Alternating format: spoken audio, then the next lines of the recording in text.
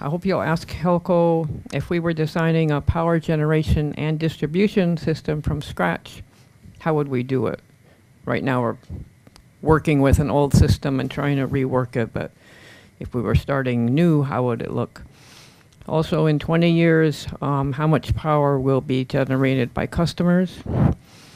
HELCO, number 3, HELCO wants to modernize the grid. And how are we going to pay for that? Because a lot of people are going off grid, and so there's fewer customers to pay for this new grid. Number 4, are we assuming there's going to be centralized control of power generation and distribution? Or is it going to be decentralized individuals, small groups, or some kind of mix? Number 5, how will microgrids like Paniolo Power fit in with future plans? 6, if customers generate power, can they sell it back to the utility? 7, if there's a smart grid, what kind of data is going to be collected on customers and who can access that data? And 8, how about security and privacy, both for the grid and for customers? 9, can a customer refuse to get a smart meter? 10, if we end up with an energy co-op, would we still need a smart grid? And a couple questions about Huhonua. How many years will it take before customers see savings from Huhonua? Also, Huhonua says it will be able to produce 30 megawatts.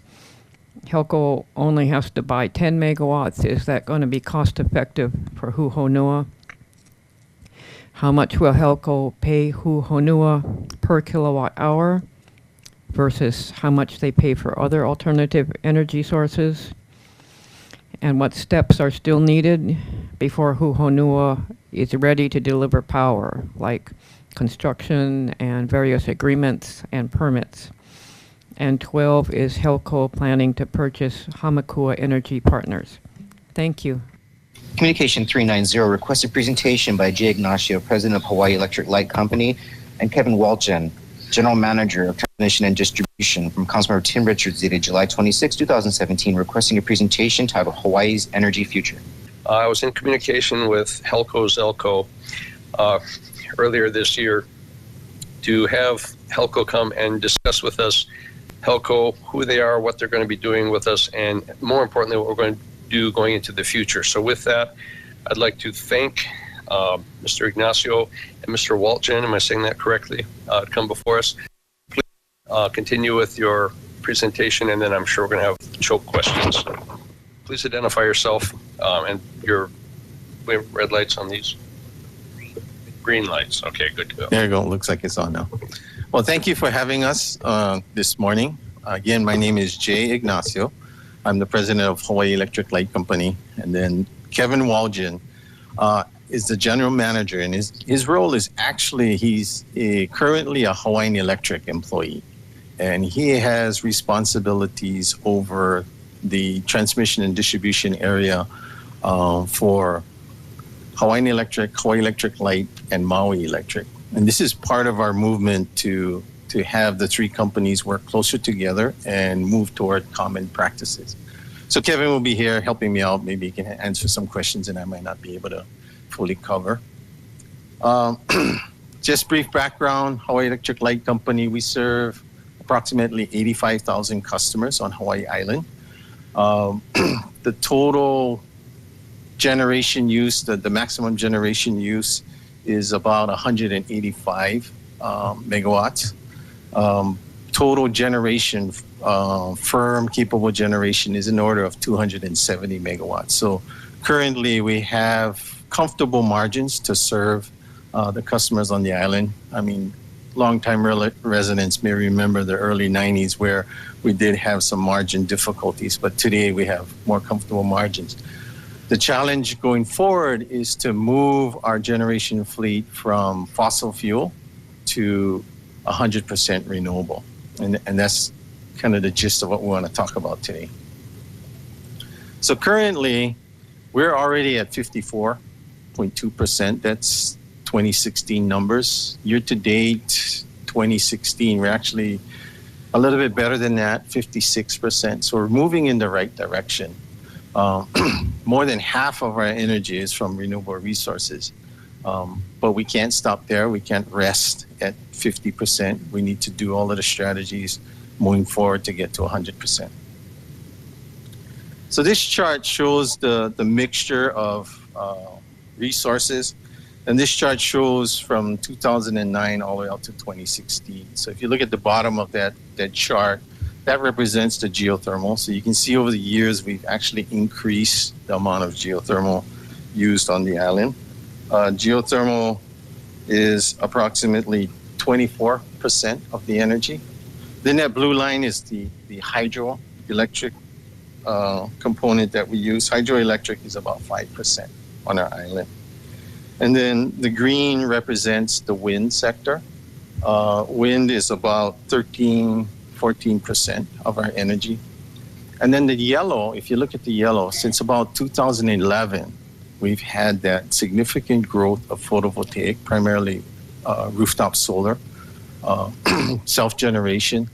So that since 2011 has increased to about 10% of our energy is from self-generation rooftop solar.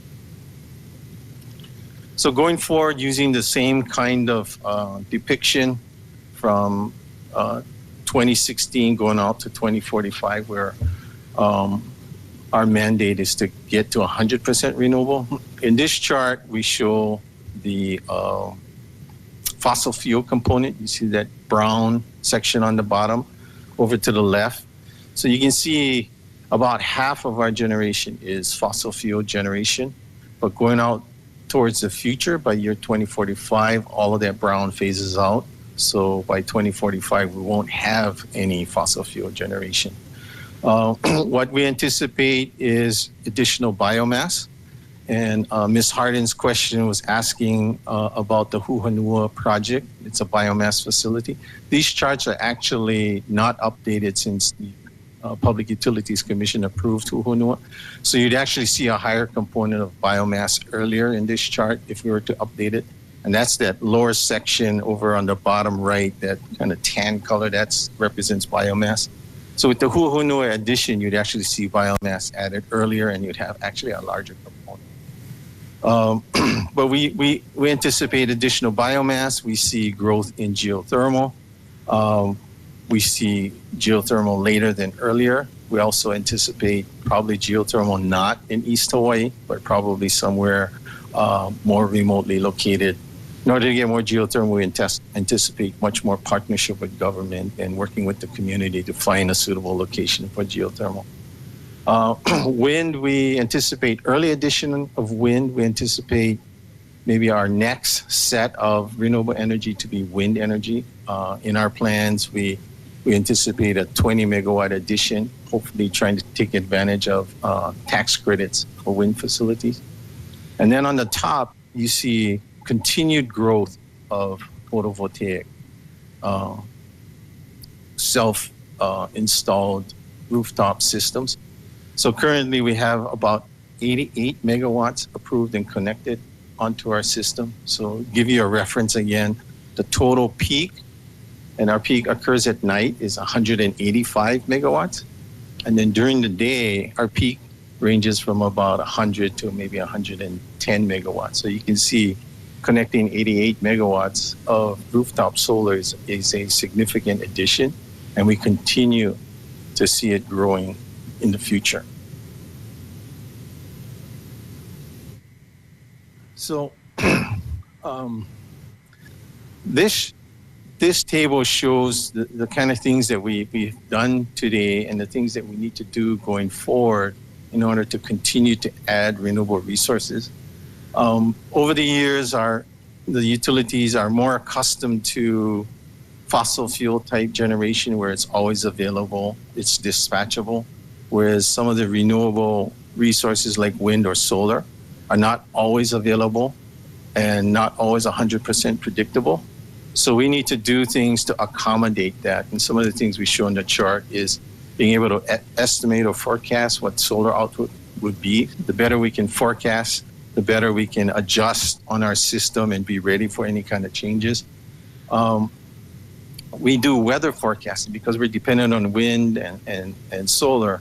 We actually have worked with weather companies, weather forecasting companies, and we actually deployed weather stations out on our system so that we can do a better job of forecasting what the wind probability will be like, what the solar probability will be like, and also what variability might be on the system. So we're using that kind of techniques in order to incorporate more variable renewable energy.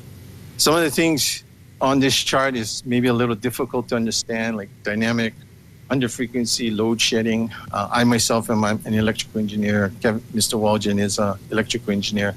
But there's systems on our utility grid that we need to automatically protect if something goes wrong. The current system that we have, actually, we preset it, and in case a certain set of conditions occur, like an under frequency, a lower frequency occurs on our system, they automatically are pre-programmed and deploy. Well, because of so much dynamics now, because from one day to the next, we don't know what our power system setup will be like, we no longer can use a static type of pre-programming system. We have to use a dynamic system where as conditions change on our power system, we actually have to reprogram all of these protective devices. So continually updating through communications and computer downloads, all of these protective systems. So that's a significant change. Not many utilities deploy this. We only know of one in California and in Okinawa. But we're working with those partnerships and learning about how to move forward and deploy these more modern type protective systems. Ms. Harden, in her question, asked what would the future of the system be like, whether it be centrally controlled or remotely controlled independently. To answer that question, it's going to be, what we see is going to be a hybrid, a mixture. You're going to have centrally controlled. So in the previous slide where you see this large component of solar, that yellow section, right now, currently, even if we have 88 megawatts of rooftop solar, and it's a significant component on our system, we don't have the ability to control that rooftop solar. Going forward, what we anticipate is we're going to need that control. They're going to have to be able to behave just like our fossil fuel power plants behave today. So Ms. Harden had that question. We anticipate central control, but also locally controlled. So we also anticipate this large section of yellow having more sophisticated inverter systems. The inverter is the device that converts the photovoltaic energy, which is direct current, and it converts it to alternating current so you can connect to the utility.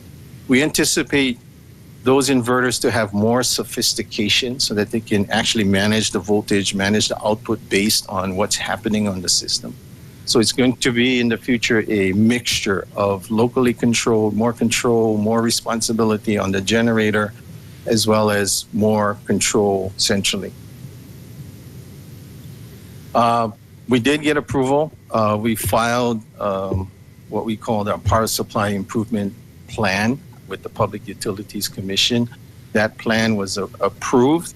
We had done several attempts to get a plan acceptable for the Public Utilities Commissions, and prior attempts, the commission was not satisfied with the work, but this last set of plans that we filed was approved by the Public Utilities Commission. So that is good news. That is a plan to go forward so that we can all work in concert. Things that we look at in our plans and in our actions going forward is reliability is still very important to our customers. So moving to 100%, we still need to make sure that we maintain the level of reliability that we have today. So that's always a debate and a balance, because as we put in new technologies, right, you have to let go of the old ways, you have to put in the new technology, but the expectation remains the same. And there's a lot of learning involved in that. A lot of experimentation, right? A lot of experience building using the new technology. So that is an important piece, and that's where much of our debate occurs in the regulatory arena. We must protect. We must make it economical. Ms. Harden asked about the pricing for Fuhanoa, and I can address that a little later. But going forward, there is concern, right? We want to be renewable. We want to get off of oil, but we also want to make sure that's economical. So there's a balance there. We want it clean, of course. When we survey our customers, what do they want? They want primarily reliable, economical, and clean. All of that is appealing to our customers. And then when we say smart, we need to use all of the new technologies. So short term, I kind of alluded to it. Short term, we don't anticipate increase in geothermal. We don't anticipate any significant increase in hydro. We do anticipate additional wind. It's a very aggressive action plan to get wind within that time frame and by 2020, but we want to try and do it. We're working with the Public Utilities Commission, the Consumer Advocate, to get the go-ahead to issue a request for proposal for more renewable energy. That proposal will be open to bidders. Our plan says additional wind, but we're not limiting to additional wind. It could be additional photovoltaic. It could be any technology that they propose. We want to issue that RFP and see what kind of resources that we can get. So this is kind of a breakdown of what it is. We continue to see an addition of rooftop solar. That's your DGPV. We have already approved feed-in tariff projects that have not been built. We anticipate that being added to the system. DR is called demand response. So going forward, it's not just managing the production of electricity, but also managing the use of electricity. So we see additional 10 megawatts in the demand response or demand management side of the equation. We anticipate a small addition of grid-scale PV, probably for our community-based renewable energy program, where those customers who are not able, they don't have a dwelling where they can put on their own rooftop solar, they may be able to participate in this program and part of the renewable energy generation. And then the grid-scale wind that I talked about. We did have public meetings with respect to our grid modernization plan. Grid modernization is basically adding the new technologies primarily on our distribution system to incorporate more renewable energy. Currently, our system is designed to flow the power one way from the source to the customer. In the future and currently now, you have generation that flows both ways. So much of the upgrading of the grid is to get that two-way power flow. Ms. Harden asked questions about can you refuse a smart meter if you don't want it? We anticipate in our grid modernization plan that deployment of smart meters that go on customers' houses and actually have communication to our central control station. We anticipate that to be voluntary, not mandatory, but it's going to be voluntary in order for you to participate in certain programs. We anticipate if you're going to have rooftop solar, then you're going to have an associated smart meter. If you're going to be in the demand response program, then you're going to need the associated smart meter. So it's kind of a mixed answer. It's not mandatory, but if you're going to be in certain programs, you're going to have that meter. In terms of customer privacy, we currently have laws that protect customer information. Those laws carry forward whether we need to actually go to a resident's house and read the meter, or whether we have the capability to remotely read the meter and download. So that remains in place. Ms. Harden brings up a very good point about security. If in the future, a big part of our generation is going to be provided by rooftop solar, then you can have maybe devious or mischievous behavior where they could actually try and control that component and disrupt our power system. So the security, the cybersecurity, and the assurance that you have proper encryption in the communication to the devices are very important, and those are considered and designed into our grid modernization strategy. I'm going to hand it over to Kevin to kind of describe some of the unique challenges we have on our island. I just want to let you know that during ECEL, Kevin acted as our, what we call incident commander. So he was directing all of the operations, all of the response operations during that storm. Thank you for thanks, Jay. So our unique challenges that we have on the island, as you guys all know, is we are an island. Everything that comes in and goes out comes by sea. That is also includes hurricanes, tsunamis, storms, all unique challenges that every part of our island gets impacted should we get a natural disaster. And because we are an island, we are cut off from any support other than what we can do here. On top of that, we have cases like albizia trees that cause and disrupt power to our customers. And it's basically a growing weed that continues to impact us, impact our residents. Not only us as a utility, but us as a community as we try to work through that issue. So that's another unique situation. The other thing is, as an island, our power is generated here. Everything comes from here. We depend on it. So as we look forward to the future, and as Jay had talked about, we are very cognizant or very focused on ensuring that we can maintain a system that our customers can depend on. Because we, part of the utility, as our customers as well, our families are customers. So if we lose that part of it, we all suffer in the end. So unique challenges, we have it in spades. The other issue, and you guys see this picture that's there, talk about lava flows. And, you know, interestingly enough, back in 2014 when we got impacted by Isel, and then shortly after that, we moved into impacts to Pahoa from the lava. We did get communications from other utilities outside in the nation saying that is a really unique situation. They don't have to face those kind of things where they're from. At that time, there was some up in, where was it, Alaska or someplace that had some kind of lava, but they weren't being impacted on the utility side. For us, island, that lava comes down that mountain, it's there. Similar to like earthquakes, we feel all the earthquakes that come here. So when you say unique island challenges, we are impacted. And when we get impacted, our customers are most definitely. So we will continue to look forward and see how we improve the system.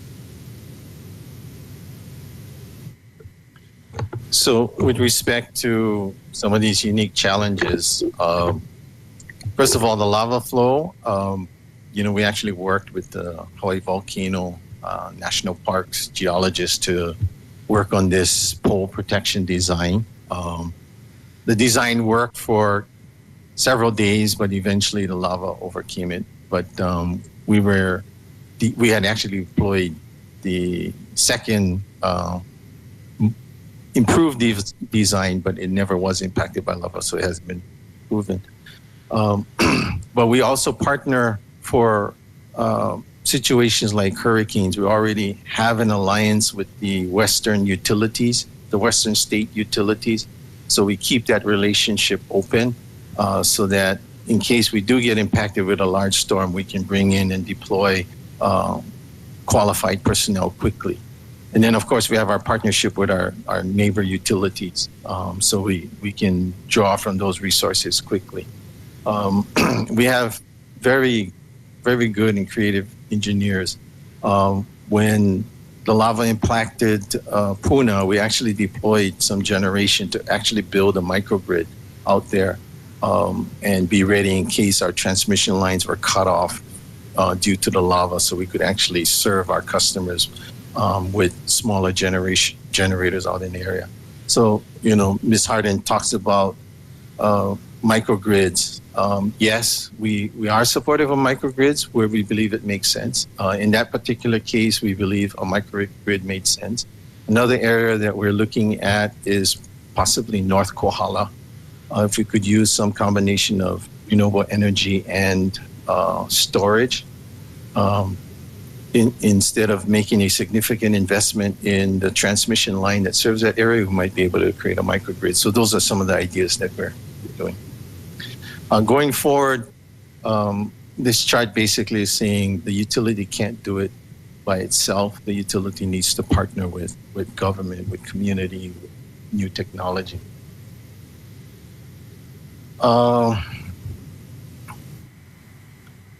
One of the questions Ms. Harden had was, are we going to purchase HELCO Energy Partners? Response is, we had wanted to purchase the HELCO Energy Partners facility. That's a 60 megawatt facility in Haina. We had made an offer. We agreed on a purchase price, but we needed Public Utilities Commission approval. That approval was actually denied. The commission viewed our application, our proposal, and what they decided was, with utility ownership, there's a little more risk in the investment for customers, and then the benefits that we showed to customers, they didn't feel there was a good balance. So that was their decision. Of course, we had a different opinion, but that was their decision. With respect to Huhonua Bioenergy, they have the capability to go to 30 megawatts. The contract is for 21.5 megawatts with some leeway to go up to 25. Ms. Harden speaks of 10 megawatts. 10 megawatts is the minimum amount that we can turn them down to. So basically what it's saying is that we always have to buy at least 10 megawatts of energy from them, and we can buy up to 21 and a half. So that's the form of the contract.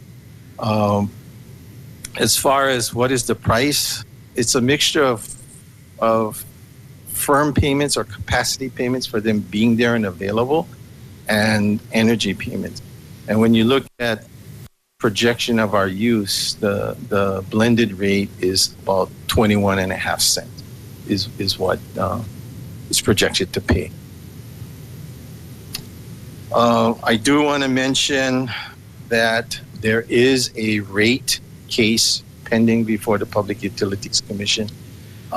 We had filed that. A rate case basically is the utilities request to adjust rates. In this particular case, it's our request to adjust the rates upward. When we filed that rate request in September, our request was to have a 6.5% in base rates. Since then, we went through the process with interveners, with the consumer advocate, looking at all of the details, all of the numbers. We've come to a settlement agreement with the consumer advocate, and now the rate request is a 3.8% increase with an anticipated bill impact of $5.34 for a typical residential bill. The commission has the information before it. We anticipate a decision by the Public Utilities Commission.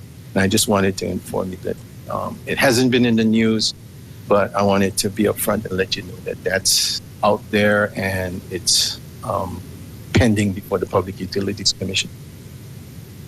And with that, that's our presentation, and open to questions.